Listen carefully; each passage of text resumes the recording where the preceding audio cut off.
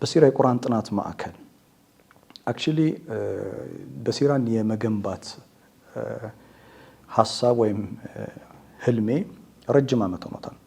ቁርአን ሳጠና ቁርአን እያጠናሁኝ አንድ ቀን ስትራይክ አደረገኝ። ማለት ለምንድን ነው ማጠናው ቁርአን እንዳጠና ድራይቭ የሚያደርገኝ ስፕሪት እንዳለ ይገባኛል፣ መንፈስ እንዳለ ይገባኛል። ግን የሆነ ሰዓት ላይ ቆም ብዬ ማሰብ ጀመርኩ። ኢማራት ነበርኩኝ የዛኔ ኢማራት ማር ነበርና ቆም ብዬ ማሰብ ጀመርኩ። ለምንድን ነው እኔ ቁርአን ማጠናው?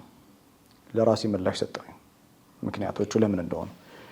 ኦኬ የኔን አእምሮ ለማበልጸግ መንፈሳዊነቴን ፍሎሪሽ ለማበልጸግ ነው ቁርአን ማጠናው። ከዛ ዘንዋት ምንድን ነው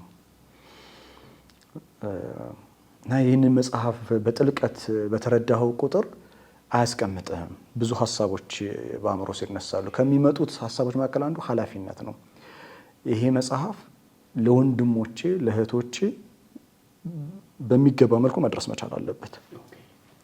ስለዚህ ቁርአንን የማጠናው ከግላዊ ጥቅም ከግላዊ ፍላጎት ከፍ ያለ ፐርፐስፉል ዓላማ ላይ መሰረት ያደረገ እንዲሆን ያደረገበት ቀን አለው።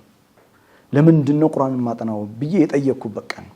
ኦኬ ለራሴ የጠየቅኩበት ቀን እና ለራሴ ከቁርአን የማገኛቸውን ነገሮች ከገባኝ በኋላ ሙሉ አልሆናለኝ። ሙሉነት የለውም። ለካ ሙሉነት ያለው ለሌሎች አንተ ያገኘውን ጸጋ ማካፈል ስትችል ነው።